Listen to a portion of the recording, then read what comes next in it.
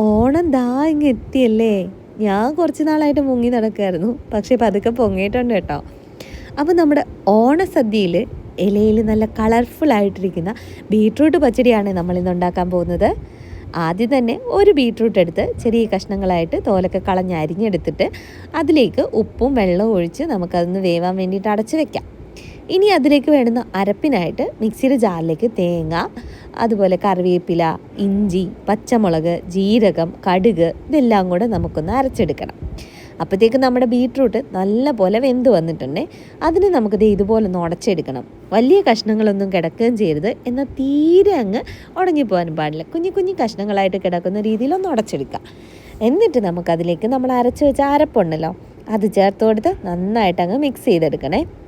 ഇനി ഇത് നമുക്കൊന്ന് തിളപ്പിച്ചെടുക്കണം. ഈ അരപ്പിൻ്റെ പച്ചച്ചൊവയൊക്കെ ഒന്ന് പോകാൻ നല്ലതുപോലെ ഒന്ന് തിളപ്പിച്ചെടുക്കാം.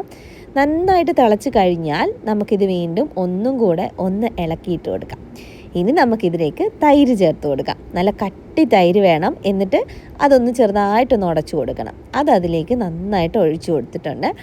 ഇനി അതെല്ലാം കൂടെ നല്ലതുപോലെ അങ്ങ് മിക്സ് ചെയ്തെടുക്കുക കേട്ടോ. ഒരുപാട് ലൂസായി പോവരുത് തൈര്, അപ്പം നമ്മുടെ പച്ചടി അങ്ങ് ഒഴുകി പോകുന്ന പരുവാവും. അങ്ങനെ ആവരുത്, ഇത്തിരി കട്ടിയിലിരിക്കണം നമ്മുടെ പച്ചടി കേട്ടോ. ഇനി ഉപ്പൊക്കെ നോക്കിയിട്ട് ആവശ്യമാണെങ്കിൽ ചേർത്ത് കൊടുക്കുക. പിന്നെ തൈര് ചേർത്ത് കഴിഞ്ഞാൽ തിളക്കരുത്, പെട്ടെന്ന് തന്നെ ഓഫ് ചെയ്തോണം, അത് പ്രത്യേകം ശ്രദ്ധിക്കണം കേട്ടോ. അപ്പോൾ ഉപ്പൊക്കെ ചേർത്ത് ഇളക്കിയിട്ട് ഞാൻ ഫ്ലെയിമൊക്കെ ഓഫ് ചെയ്ത് അത് മാറ്റി. ഇനി ഒരു ചീനച്ചട്ടി വെച്ച് അതിലേക്ക് വെളിച്ചെണ്ണ ഒഴിച്ച് കടുകിട്ടിട്ട് അത് പൊട്ടി വരുമ്പോൾ അതിലേക്ക് കറിവേപ്പിലയും വറ്റൽമുളകും കൂടെ ഇട്ട് കൊടുക്കുന്നുണ്ട്. അതെല്ലാം ഒന്ന് മൂത്ത് കഴിയുമ്പോൾ നമുക്കതിലേക്ക് ഒഴിച്ച് കൊടുക്കാം.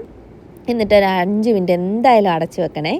ഇനി 5 മിനിറ്റ് കഴിഞ്ഞ് തുറന്നിട്ട് എല്ലാം ഇളക്കി കൊടുത്തു കഴിഞ്ഞാൽ നമ്മുടെ പച്ചടി ഇതാ ഇവിടെ റെഡി ആയിട്ടുണ്ട് കേട്ടോ. നല്ല കളർഫുള്ളായിട്ട് നല്ല പിങ്ക് കളറിലല്ലേ ഇരിക്കുന്നതെന്ന് നോക്കിയാൽ എന്ത് രസമാണ് കാണാൻ തന്നെയല്ലേ.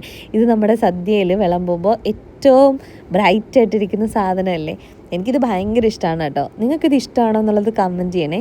അപ്പം ഓണത്തിന് സദ്യ ഉണ്ടാക്കാനിരിക്കുന്ന പച്ചടി ഉണ്ടാക്കാൻ അറിയാത്ത നിങ്ങളുടെ ഫ്രണ്ട്സ് ഉണ്ടെങ്കിൽ വേഗം ഷെയർ ചെയ്ത് കൊടുക്കണേ. പിന്നെ വീഡിയോ ഇഷ്ടപ്പെട്ട് കഴിഞ്ഞാൽ ലൈക്ക് ചെയ്യാനും സബ്സ്ക്രൈബ് ചെയ്യാനും മറക്കത്തില്ലല്ലോ. അപ്പോൾ ഞാൻ വീണ്ടും വീഡിയോ ആയിട്ട് വരാം. അതുവരെയ്ക്ക് ടാറ്റാ.